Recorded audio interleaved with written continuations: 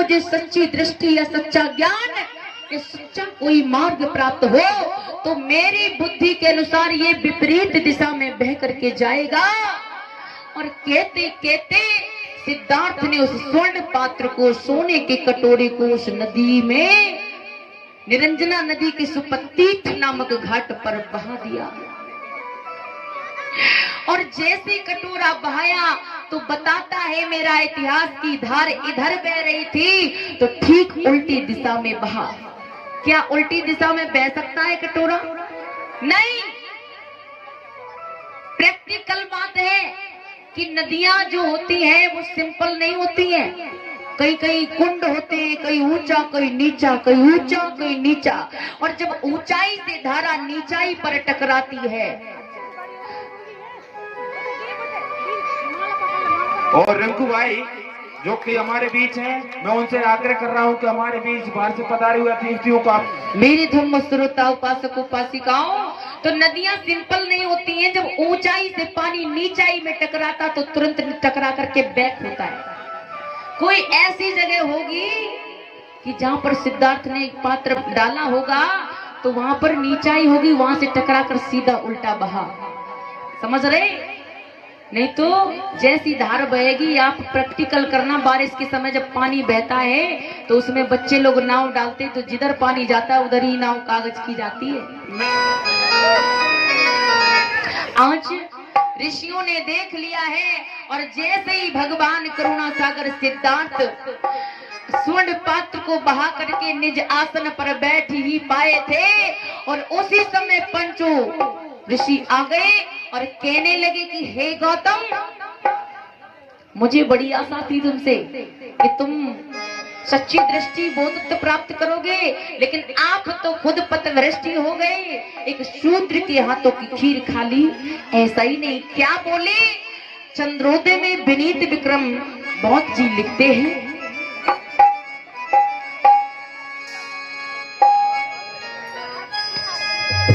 ओ हमने जिनैन और सो सब देखा, निज नैन सो सब देखा।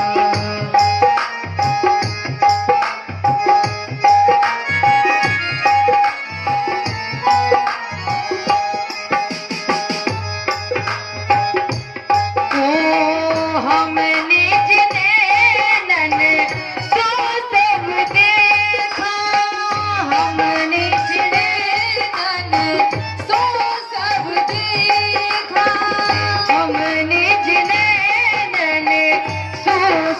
देखा, निज पथ भ्रष्ट तुम ही मन लेखा, निज पथ भ्रष्ट तुम ही मन लेखा।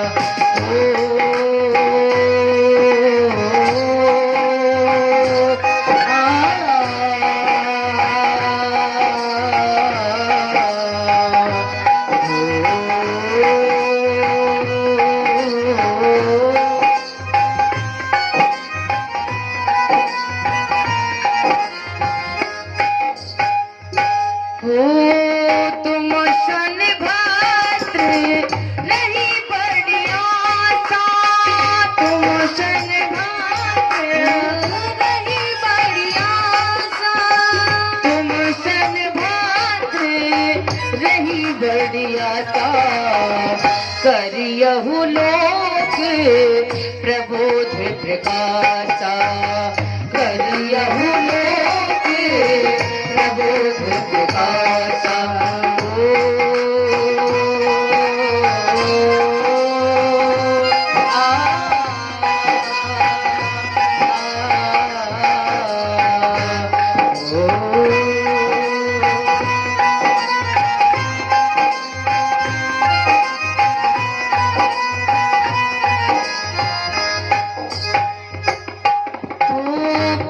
पति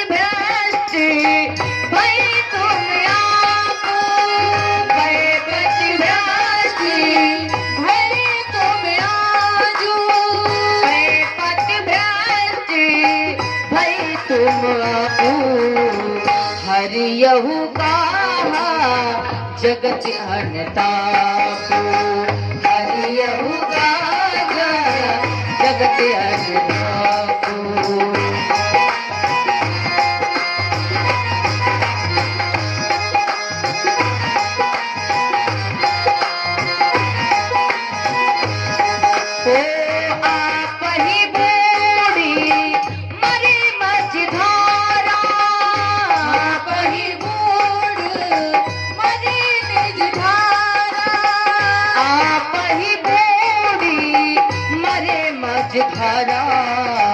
करियहु कहा हमें भव पारा, करियहु कहा हमें भव पारा, करियहु कहा हमें भव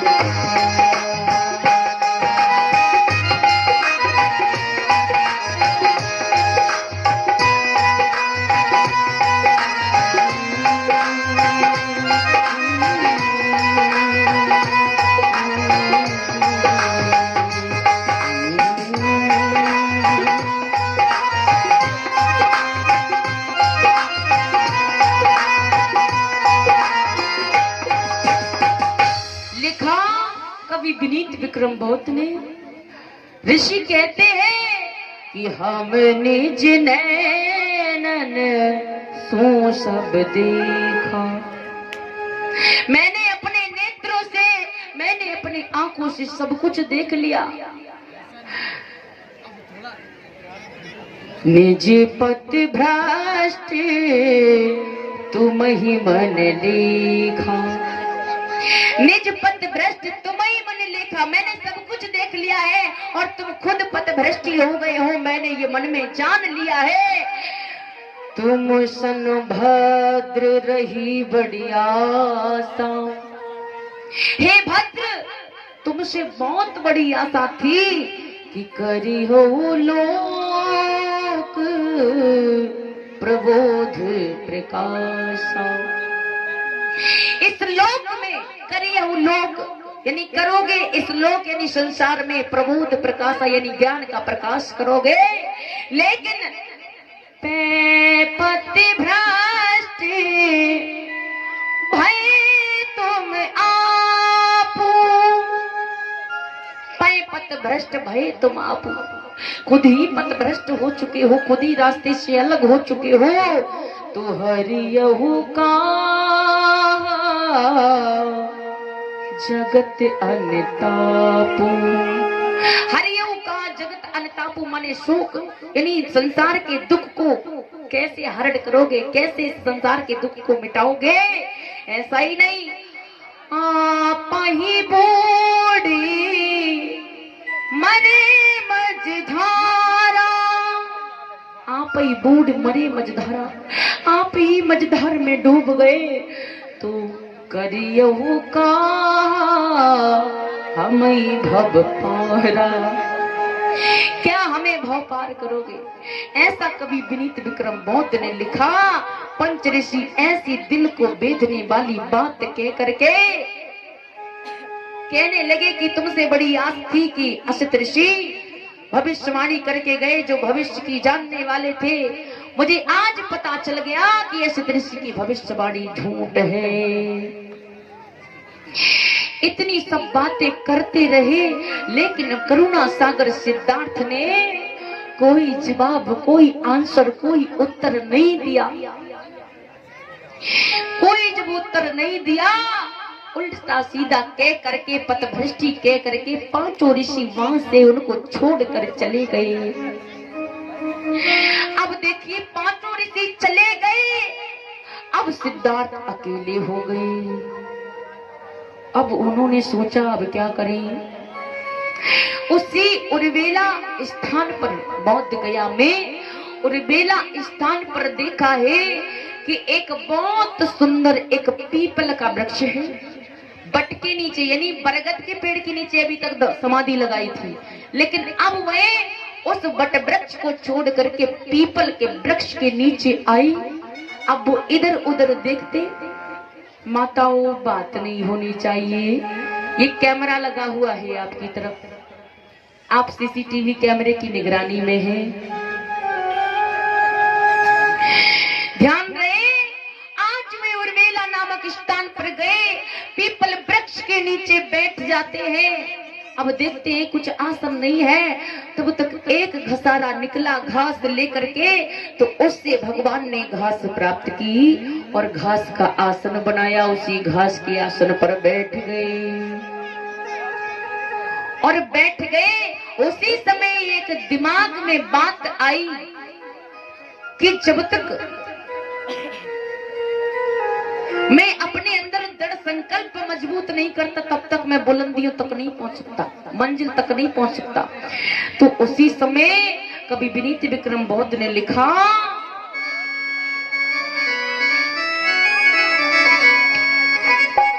हो शुभ संकल्प बहुरी जिया जागे,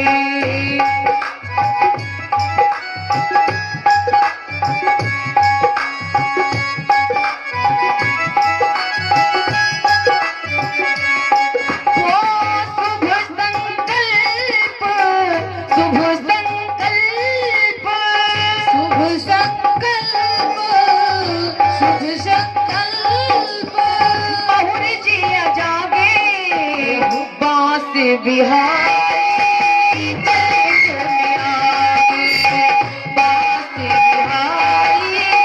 चले पुण्य आगे।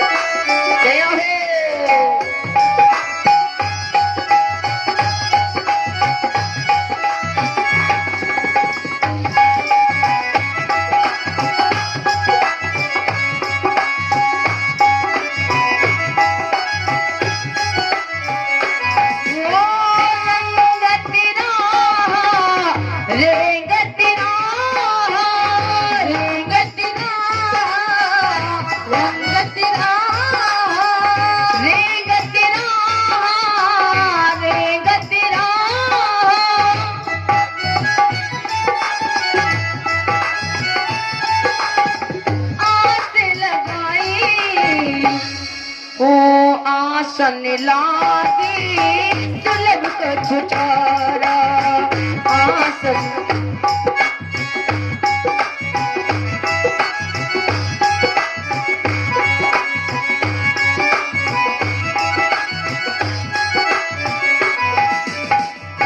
शुभ संकल्प बहुरी जिया जागे,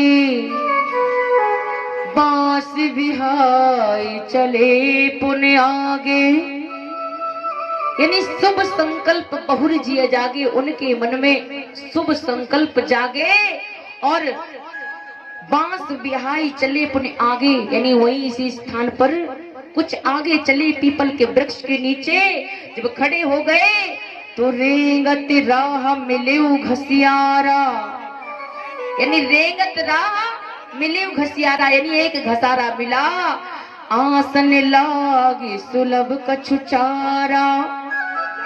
आसन बनाने के लिए सुलभ चारा घास ली और आसन बनाया, वहीं बैठ गए। अब मन में सोच रहे कि अब मैं ध्यान समाधि लगाऊंगा और मैं तभी उठूंगा जब मुझे बोधत्व प्राप्त हो जाएगा। कहते हैं कि जब बुद्ध ने, सिद्धार्थ ने ध्यान समाधि लगाई तो बताते सबसे पहले मार आता है, मार आता है और मार को परास्त कर देते हैं। कौन? मार जब हार जाता है मार को हरा करके भगा देते हैं। लेकिन मार क्या चीज है आप लोगों को पता है? मार कोई व्यक्ति नहीं है, मार कोई व्यक्ति नहीं है। मार फिर कौन है? जैसे एग्जाम्पल, उदाहरण, जैसे आपने किसी को कटु वचन कहा, किसी को अकारण ही सताया है, तो आप कभी भी अकेले में विचार करना कि मैंने ऐसा अच्छा किया या गलत किया, तो आपके किए हुए की सजा आप खुद ही अपने दिल में पाएंगे। आपके किए हुए कर्म खुद ही आपको मार देंगे, आपका दिल खुद ही दुखी हो जाएगा कि मैंने बहुत गलत किया, है ना। तो सिद्धार्थ गौतम के पास जो मार आया, वो मार कौन था? उनके मन में जब वे तपस्या कर रहे थे तो उस समय उनका ध्यान एकाग्र नहीं हो रहा था, समाधि की तरफ ध्यान नहीं था उनका ध्यान, उनको बार बार अपने कहीं तो माँ की याद आती, कहीं पिता की याद आती कि मेरे पिता कैसे रो रहे थे, मेरी माँ कैसे पागलों की तरह रो रही थी। कभी उनको अपनी स्त्री की याद आती, कभी अपने नन्हे से बालक की याद आती जो अभी पहचानता भी नहीं। तो उनको अपने घर की याद आती और वो सोचते, जब सबको रोते हुए याद करते हैं कि वो रोते थे, तो उनका दिल जो है उन्हीं विकारों से मार खा रहा था। उनका जो मन उन्हीं बातों को विचार कर दुख में डूब रहा था। मेरे धम्म श्रोताओं, लेकिन वो अपने मन पर विजय प्राप्त कैसे करते हैं, मार पर विजय प्राप्त कैसे करते हैं? अरे सिद्धार्थ, तो क्या सोच रहा है? मन में सोच रहे, अरे सिद्धार्थ तो क्या सोच रहा है? माँ मेरी है, पिता मेरा है, पुत्र मेरा है, स्त्री मेरी है, भाई मेरा है, मित्र मेरे हैं, राज परिवार मेरा है, धन दौलत मेरी है। अरे क्या सोच रहा है पागल सिद्धार्थ? संसार में तो मैं अकेले आया हूं। अरे सिद्धार्थ, संसार में तो तू अकेला आया है, कुछ भी साथ लेके नहीं आया। विचार कर सिद्धार्थ, संसार से अकेला चला जाएगा, ना माँ अपनी साथ जाएगी, ना पिता अपना साथ जाएगा, ना पुत्र अपना साथ जाएगा, ना स्त्री अपने साथ जाएगी। अगर ये हमारे अपने होते, अगर ये हमारे सगे संबंधी होते, तो ये सभी मेरे अपने अपने साथ जाते। इसकी माने ये संसार इन बातों को सोचकर व्यर्थ ही विलाप करता है। परिवारियों के लिए शोक करना व्यर्थ है। इसीलिए उन्होंने अपने मन पर कंट्रोल किया, ये अपने नहीं है, इस चीज को निकाल दिया, इस दुख से रहित हो गए। लेकिन सिद्धार्थ बैठे हैं, विकार जो जाग रहे थे उनके मन में, जो मार था उसको परास्त करके निकाल दिया अपने दिलो दिमाग से। लेकिन उसी समय उनके सामने से 3 स्त्रियां गुजरती हैं। देखिए बुद्ध ने मध्यम मार्ग कैसे खोजा। 3 स्त्रियां निकलती और गीत गाती हुई और हाथ में बीड़ा लिए हैं। बीड़े की तार ढीले कर दिए हैं। अब वो गीत गा रही है सचिन मौर्य जी।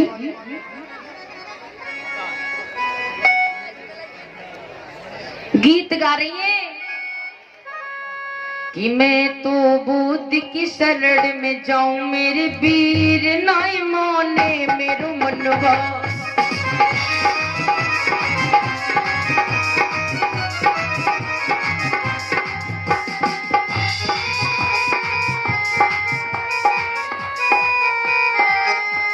बारे बहन, बीड़े के तार इतने ढीले हैं कि तेरी आवाज पतली है, और बीड़े की जो तार है ना, ये आवाज दे रहे बहुत मोटी, इनको टाइट कर ले। अब उन्होंने टाइट कर लिया। अब क्या बोलती कि मैं तो शरण बुद्ध की जाऊं, मेरे वीर नाय माने मेरो मनवा।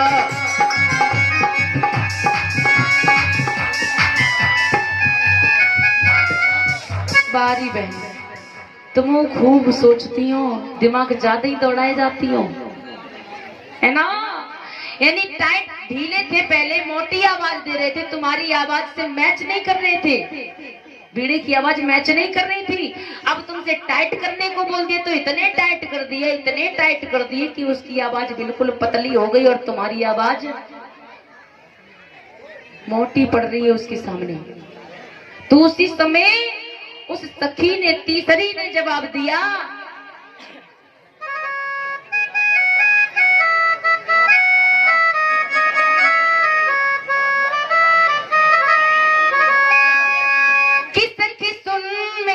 सखी सुन मेरी, सखी सुन ले मेरी बात। अब अच्छा आपने सुर लगाया है कि सखी सुन मेरी, सखी सुन मेरी, सखी सुन ले मेरी बात। और बीड़ा के तारों को सुर से खींचना, खींचना, बीड़ा के तारों को सुर से खींचना।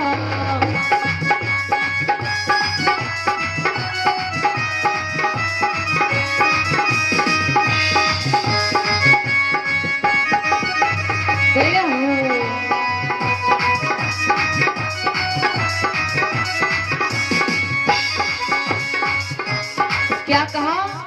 सखी सुन मेरी बात, बीड़ा के तारों को थोड़ा ना ज्यादा टाइट हो पाए और ना ज्यादा ढीले हो पाए, और सुर से उनको खींचना है। और बताया, अरे ढीले कर दिए तार बेकार वो हो जाएंगे, टाइट किए जो तार तो झनकार ना दे पाएंगे।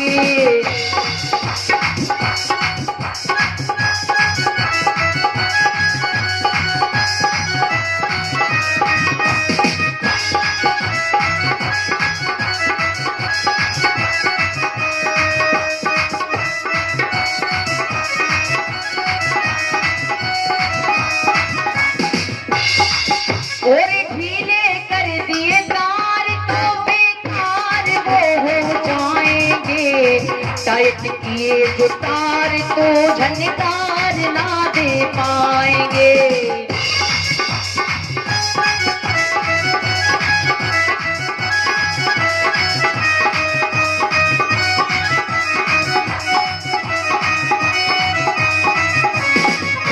और अरे मध्यम मध्यम बीड़ा के तारों को खींचना, खींचना, बीड़ा के तारों को सुर से खींचना, बीड़ा के तारों को सुर से खींचना, खींचना, बीड़ा के तारों को सुर से खींचना, बीड़ा के तारों को सुर से खींचना, खींचना, बीड़ा के तारों को सुर से खींचना।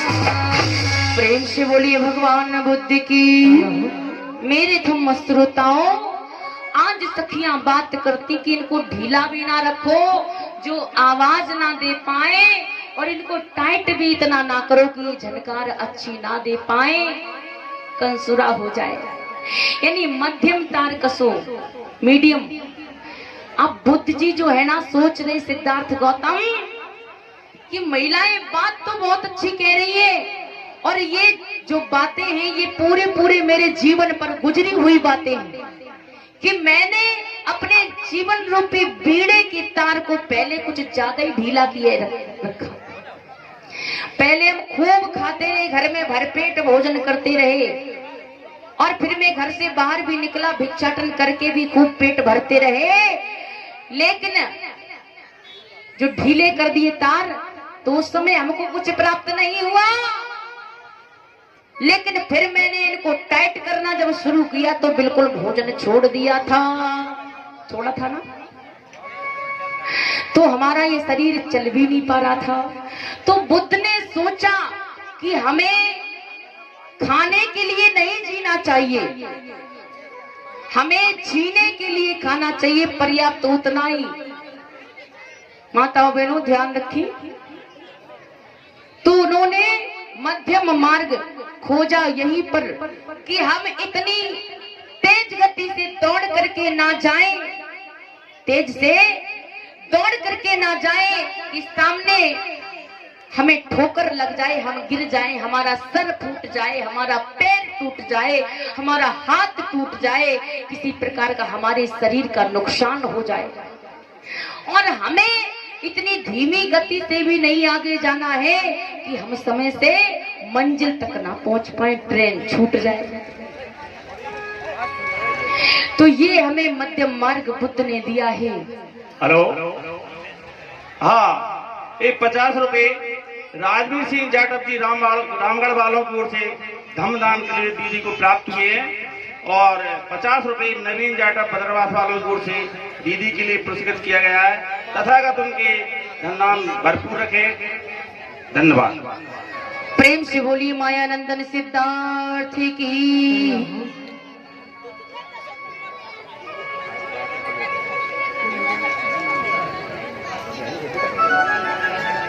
प्रेम से बोलिए मैं महामाया मैया की। ध्यान रखिए आप लोग कि मध्यम मार्ग खोज लिया है, उसी समय मध्यम मार्ग को प्राप्त करके भगवान आज ध्यान समाधिस्थ होकर के उसी पीपल के नीचे बैठ गए। लिखा है कवि ने, हो लागी अखंड समाधि जब जागृति प्रज्ञा दीप, गूढ़ सरल दुर्लभ सुगम दूर लागे समीप।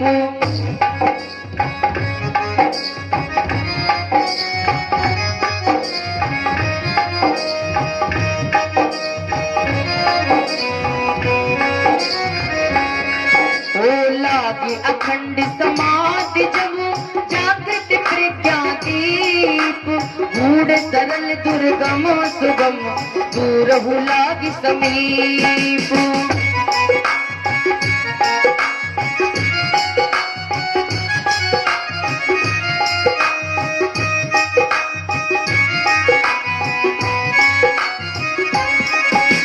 बुद्धमृत वाणी, बुद्धमृत वाणी, बुद्धमृत वाणी, बुद्धं नमामि।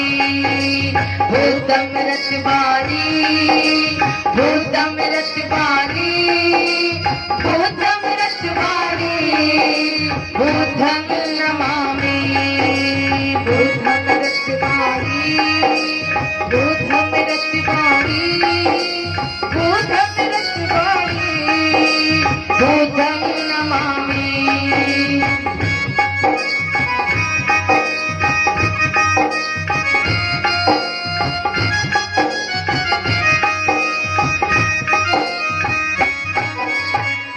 प्रेम से बोली भगवान बुद्ध की। लागी अखंड समाधि जब अखंड समाधि लग गई सिद्धार्थ की, उनका मन एक जगह स्थित हो गया, अपने ही तरफ उनका जब ध्यान हो गया। ऐसा ही नहीं, ग्रसित प्रज्ञा दीप, उसी समय उनके हृदय में प्रज्ञा का दीप जल गया। सभी प्राणी मात्र के लिए दया भाव और जागृत हो गया।